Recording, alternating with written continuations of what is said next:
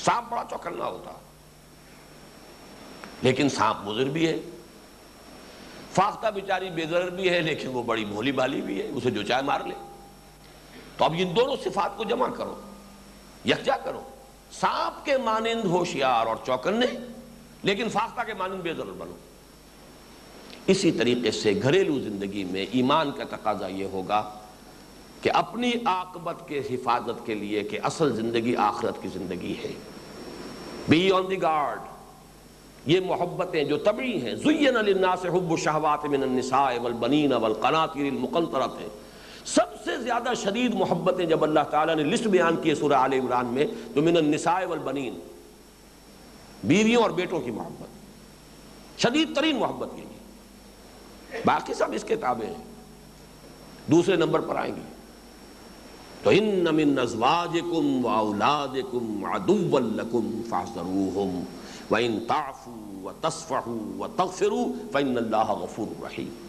اس کا نتیجہ کیا نکلنا چاہیے؟ ایک تو یہ نوٹ کیجئے کہ یہاں پر جو ایک ہیڈ آف دی فیملی کے لیے جو یہ ہدایت آئی ہے اس آیت مبارکہ میں، اسے ہم کہہ سکتے ہیں کہ یہ سلبی قسم کی بات ہے، منفی بات ہے، اپنے آپ کو بچاؤ۔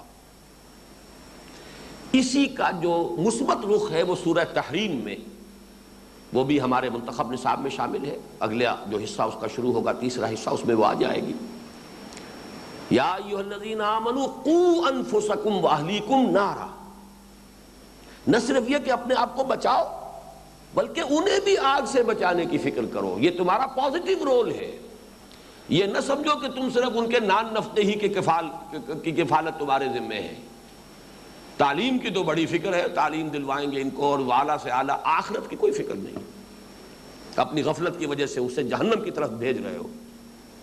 یہ کیوں ہے؟ اس لیے کہ آخرت کا یقین خود ہمیں ہی نہیں ہے، وہ تو زبان پر ہے کچھ کلمات جو ہم مان لیتے ہیں آخرت ہے، ورنہ سب سے پہلے فکر ہوگی اولاد کی، آخرت کی۔ زندگی یوں بھی گزر ہی جاتی، زندگی تو گزر ہی جائے گی، وہ بہت اعلیٰ پروفیشن سے بھی گزر جائے گی اور کسی ادنا طریقے سے بھی گزر جائے گی، کیا ملے گا؟ وہ ہے آخری ذالک یوم التغابن، یہ سورہ تغابن ہم پڑھ رہے ہیں۔ اگر یہ بات نقش ہو جائے دل میں کہ ہار اور جیت کے فیصلے کا دن تو وہ ہے، تو پھر اپنی بھی فکر عاقبت پہلے ہوگی اور اولاد کی بھی فکر آخرت پہلے ہوگی، فکر دنیا جو ہے وہ اس کے بعد ہو جائے گی، ثانوی درجے میں جائے گی۔ تو ایک تو یہ نوٹ کر لیجئے کہ یہ مثبت و منفی کا معاملہ انہی صورتوں میں، یا ایھا الذین آمنوا ان من ازواجکم واولادکم عدوا لکم فاحذروہم، اور وہاں یا ایھا الذین آمنوا قوا انفسکم واہلیکم نارا، بچاؤ۔ دوسرے یہ کہ اس کا حاصل کیا ہے؟ ہمارے تعلقات دنیاوی، علائق دنیاوی، رشتہ و پیوند دنیاوی میں اصل محور اللہ کی ذات بن جائے۔ جو اللہ سے پیار کرے تم اس سے پیار کرو، جو اللہ سے محبت کرے تم اس سے محبت کرو، جو اللہ کا باغی ہو، چاہے بیٹا ہو چاہے باپ ہو، اس کی کوئی محبت کا شائبہ بھی تمہارے دل میں نہ رہے۔ یہ نہیں تو پھر ایمان نہیں ہے، یہ نہیں تو بابا پھر سب کہانیاں ہیں، ایمان کے دعوے اور ایمان کے جو بھی اپنا ادعا ہو سب دھوکہ ہے، فریب۔ اسی لیے حدیث میں فرمایا من احب للہ وابغض للہ وَأَعْطَى لِلَّهِ وَمَنَعَ لِلَّهِ فَقَدْ اسْتَقْبَلَ الْإِيمَانَ۔ جس نے کسی سے محبت کی تو صرف اللہ کے لیے کی، کسی سے دشمنی اور بغض یا عداوت رکھی تو صرف اللہ کے لیے رکھی، کسی کو کچھ دیا تو صرف اللہ کے لیے دیا، کسی سے کچھ روکا تو صرف اللہ کے لیے روکا، پیٹ میں بھی کچھ ڈالا ہے تو اس لیے کہ اللہ نے اس کا یہ حق معین کیا ہے، بیوی کے منہ میں لقمہ ڈالا ہے تو یہ سمجھ کر کہ اللہ نے اس کا حق مقرر کیا ہے۔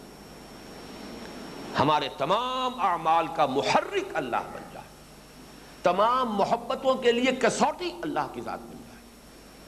اسی کا پھر منفی پہلو کیا ہے جو سورہ مجادلہ کے آخر میں آیا، لا تجد قوما یؤمنون باللہ والیوم الآخر توادون من حاد اللہ ورسولہ وَلَوْ كَانُوا آبَاءَهُمْ أَوْ أَبْنَاءَهُمْ أَوْ إِخْوَانَهُمْ أَوْ عَشِيرَتَهُمْ، ہرگز نہیں پاؤ گے انہیں جن کے دل میں اللہ پر اور یوم آخر پر ایمان ہو کہ وہ محبت کریں ان سے جو دشمن ہو اللہ کے اس کے رسول کے، خواہ وہ ان کے باپ ہوں، خواہ ان کے بیٹے ہوں، خواہ ان کے بھائی ہوں، خواہ ان کے رشتہ دار.